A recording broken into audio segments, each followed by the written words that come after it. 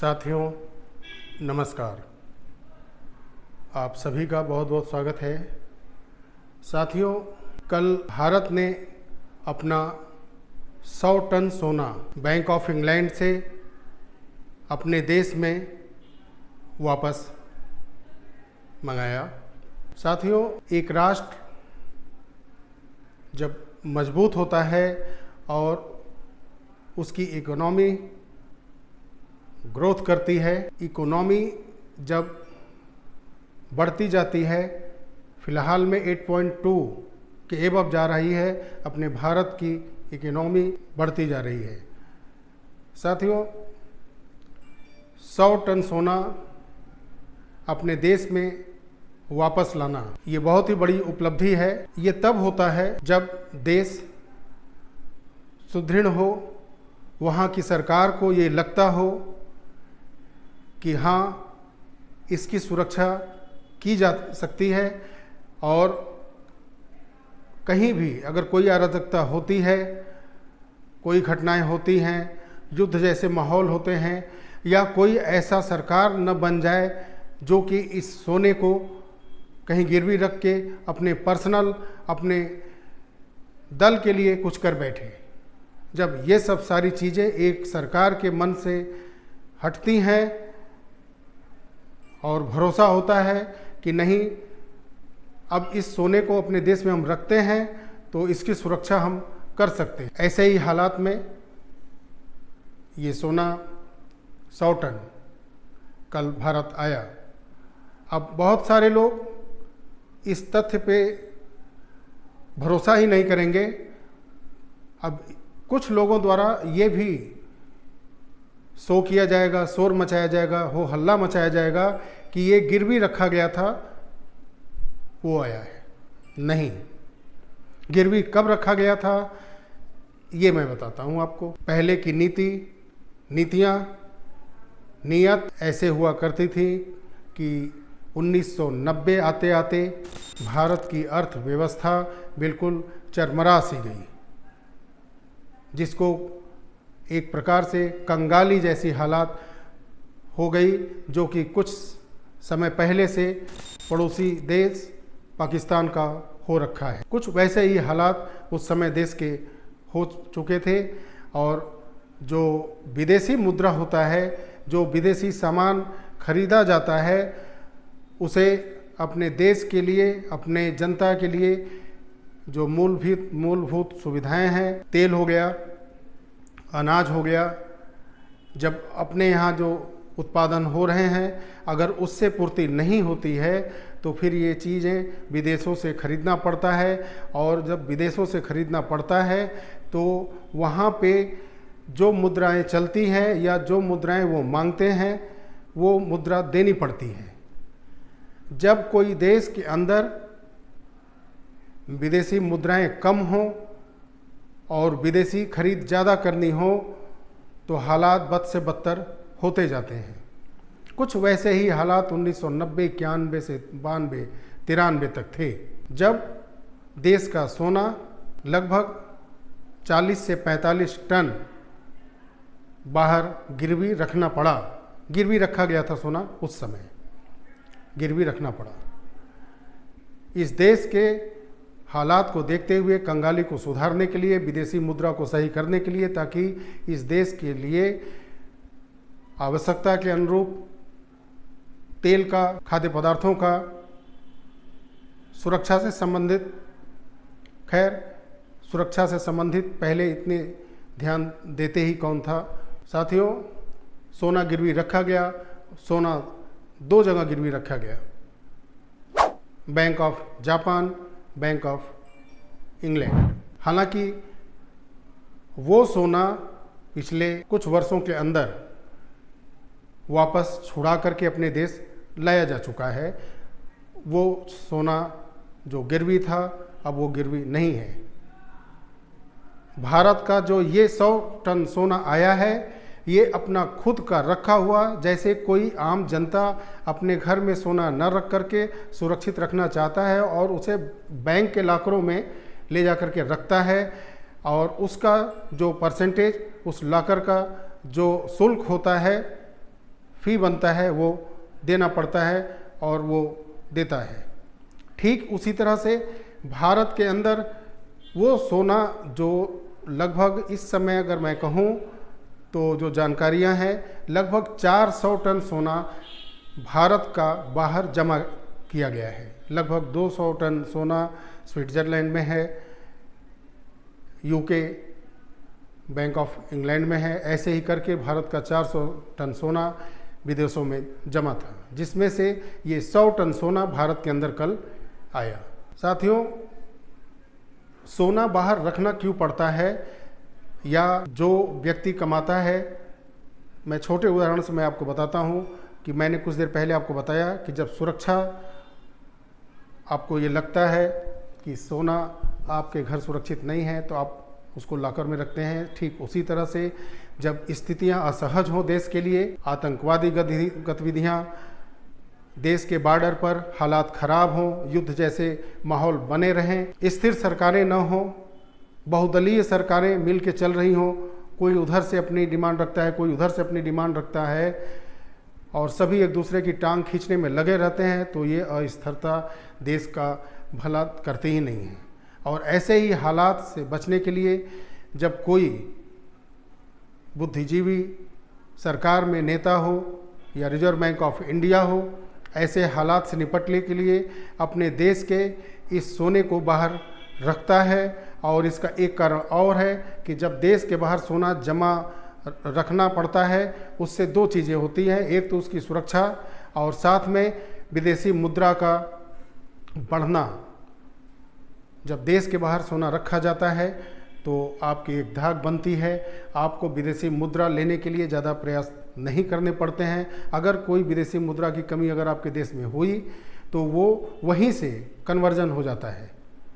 जिस देश को आपको विदेशी मुद्रा देना है, बैंक ऑफ इंग्लैंड में अगर गोल्ड रखा हुआ है, बैंक ऑफ जापान में है, स्विट्ज़रलैंड में है, तो वहीं से वो कन्वर्जन हो जाता है और वो डॉलर में कन्वर्ट होकर के चला जाता है और वो गोल्ड उतने दिन के लिए वहीं पे गिरवी ही रख दिया जाता है। लेकिन जब सोना को वापस अपने देश में अगर लाया जा रहा है तो आप सोचिए कि इस देश के हालात किस लेवल पे हैं। यानी कि हमारी जो विदेशी मुद्रा का जो आकलन है, जो आवश्यकताएं हैं, वो परिपूर्ण है। ऐसे हालात में हैं हम कि विदेशी मुद्रा का कोई भी समस्या आने वाले हाल फिलहाल कुछ समय तक या कुछ वर्षों तक नहीं दिखता।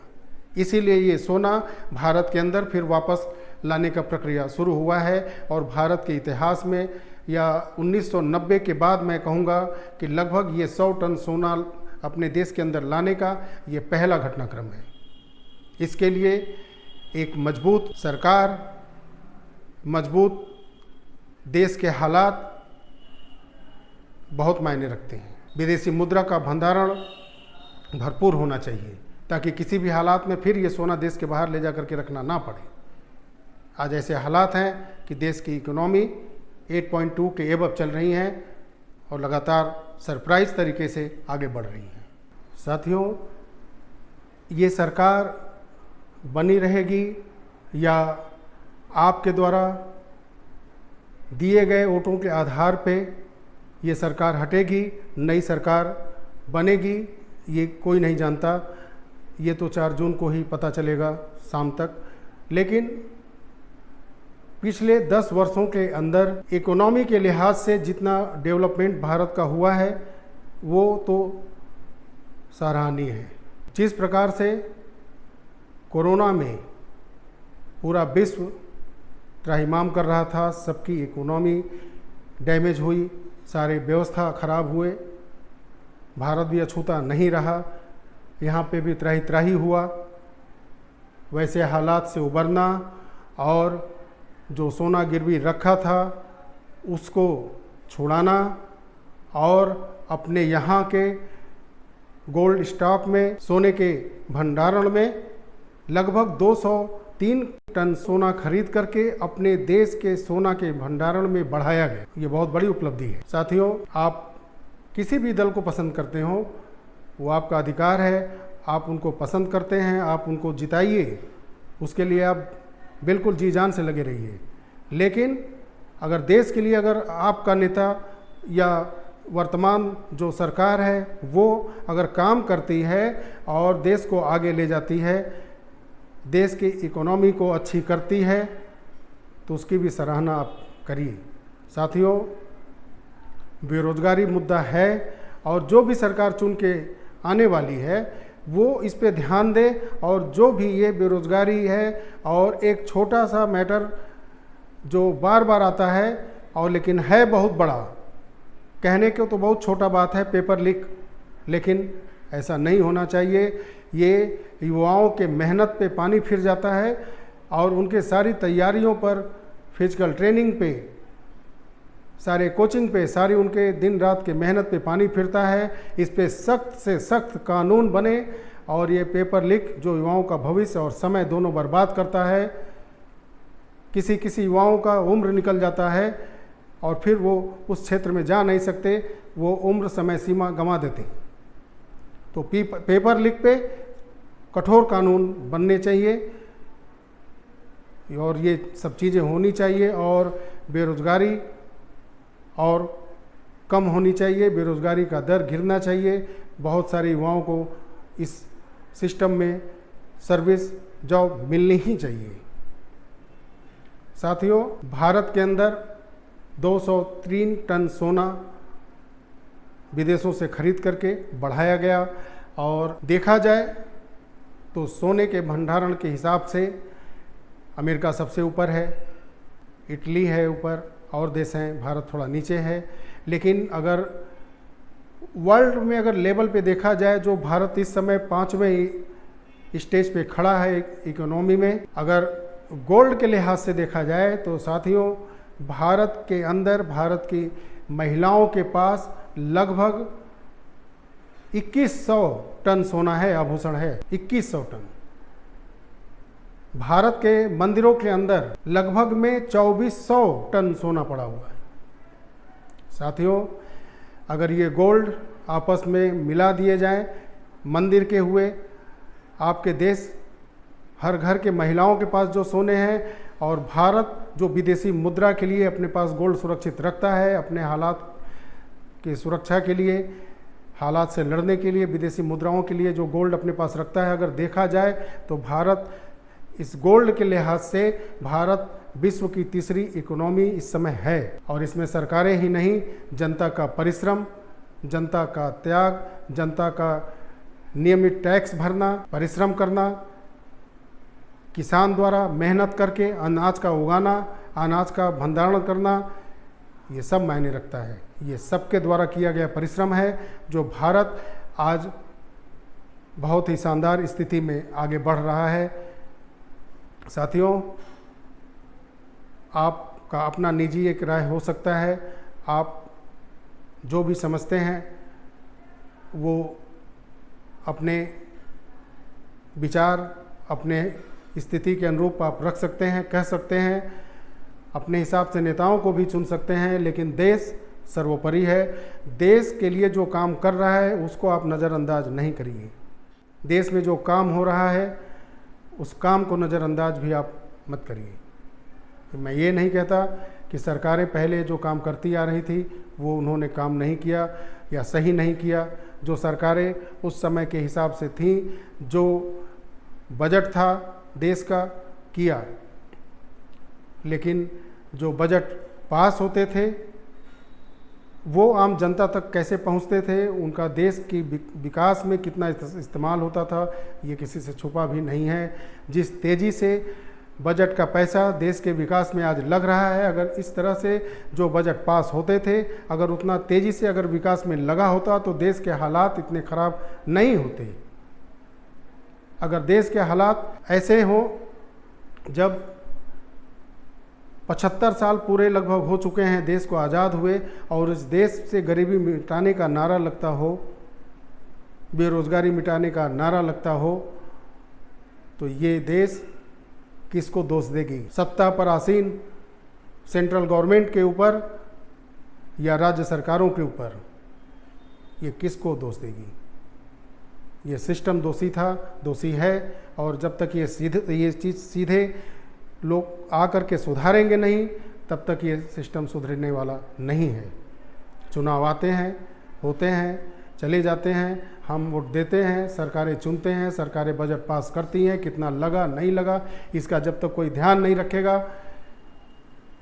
आज ये स्थिति है कि देश में 75% लगभग सांसद अपने निधि का पैसा तक नहीं खर्च कर पाते, वो अपने क्षेत्र में जाते ही नहीं हैं, लोगों के बात को नज़रअंदाज करते हैं। 5 साल तक वो पड़े रहते हैं और 4.5 वर्ष तक अपने आराम तलबी ज़िंदगी में वो चलते रहते हैं और आखिरी 6 महीने के अंदर वो फील्ड में जाते हैं, दरवाजे दरवाजे घूम करके वोट मांगते हैं। कोई ऐसा सांसद, ऐसा कोई विधायक नहीं होता जो काम करके बैठा रहे और उसको वो आश्वस्त हो कि मैं अपने काम के बल पर वोट जनता से ले सकूंगा। जब ऐसे हालात बनेंगे तो देश 100 टन सोना क्या विदेशों में रखा हुआ अभी जो 300 टन सोना है वो भी अपने देश में लाएगा। और सोना लाने के पीछे जो 100 टन सोना आया है देश के अंदर, एक छोटा सा उदाहरण मैं दूंगा। रसिया यूक्रेन का युद्ध हुआ है, आप वीडियो स्किप नहीं करेंगे, थोड़ा सा सुन लीजिएगा। वीडियो स्किप आप करते होंगे तो चीज़ें समझ नहीं आती होंगी। रसिया यूक्रेन का युद्ध हुआ, कई यूरोपीय कंट्रियों ने रसिया के ऊपर प्रतिबंध लगा दिया। साथियों, रसिया के ऊपर प्रतिबंध लगाना आप क्या समझते हैं कि उसको मिलने वाली सारी चीज़ें बंद हो गई? नहीं, रसिया ने भी कई टन गोल्ड अलग अलग देशों के बैंकों में रखा हुआ था। देश में सारे गोल्ड या सारे ऐसी चीज़ें नहीं रखते हैं लोग कि जब कोई ऐसी स्थितियां आती हैं, जैसा मैंने वीडियो में पहले बताया था कि उधर से ही कन्वर्जन हो जाता है। अगर कहीं से कोई आप सामान खरीदते हैं, अगर उसको डॉलर में अगर उनको पैसा देना होता है या आपको यूरो में देना है तो उस देश के मांग के हिसाब से, वहाँ के रुपए के हिसाब से वो वहीं से कन्वर्ट हो करके वो वहाँ चला जाता है और उतना गोल्ड गिरवी रख दिया जाता है और वो डॉलर या यूरो या वहाँ के रुपये के हिसाब से वो चला जाता है। अभी जो युद्ध हुआ था ये सारे गोल्ड सीज कर दिए गए थे कि ये गोल्ड रसिया के लिए उस समय बिल्कुल कौड़ी के तीन थे, किसी काम के नहीं थे। ऐसे हालात से बचने के लिए देश के प्रधानमंत्री द्वारा उठाया गया ये बहुत बड़ा कदम है कि अगर आने वाले समय में जैसे चाइना से हालात हैं, पाकिस्तान से हालात हैं, अगर कोई स्थितियां बिगड़ती हैं तो अगर कोई डिसीजन भारत ऐसा लेता है जिसका कि असर आने वाले समय में ऐसे स्थिति पर न बन जाए कि भारत के ऊपर प्रतिबंध अगर लगता है तो भारत के गोल्ड बाहर ज़्यादा न हो, वो उनके पास होगा, तो उससे और सुदृढ़ता आएगी और आर्थिक स्थिति मजबूत होगी। अगर हथियार खरीदना हो, सुरक्षा के लिए कुछ भी खरीदना हो, वो काम में आएगी।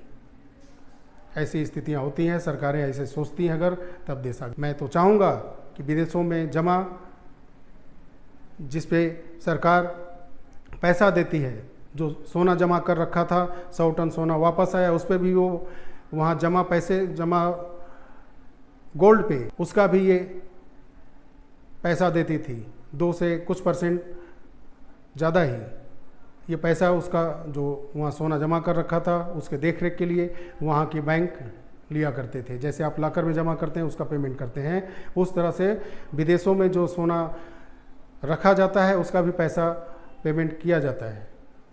उससे भी बचना था और वो भी 100 टन का जो चार्ज लगता था वो भी बचा। और आने वाले समय में अगर कोई स्थितियां अगर ऐसी होती हैं तो वो 100 टन सोना अपने भारत के अंदर रहेगा। नागपुर, महाराष्ट्र, कानपुर, भारत के अंदर ऐसे इन जगहों पे गोल्ड रखा जाता है। आज भारत के हालात अच्छे हैं तब तो इतना बोल्ड डिसीजन प्रधानमंत्री अगर ले करके 100 टन सोना अगर भारत के अंदर ला रहे हैं तो ये बहुत बड़ी बात है। साथियों, अगर वीडियो अच्छा लगा हो तो लाइक अवश्य करें, इस वीडियो को ज़्यादा से ज़्यादा शेयर करें और चैनल को सब्सक्राइब अवश्य करें। साथियों, मिलते हैं बहुत जल्द अगले वीडियो में, तब तक के लिए नमस्कार, जय हिंद, जय भारत, वंदे मातरम।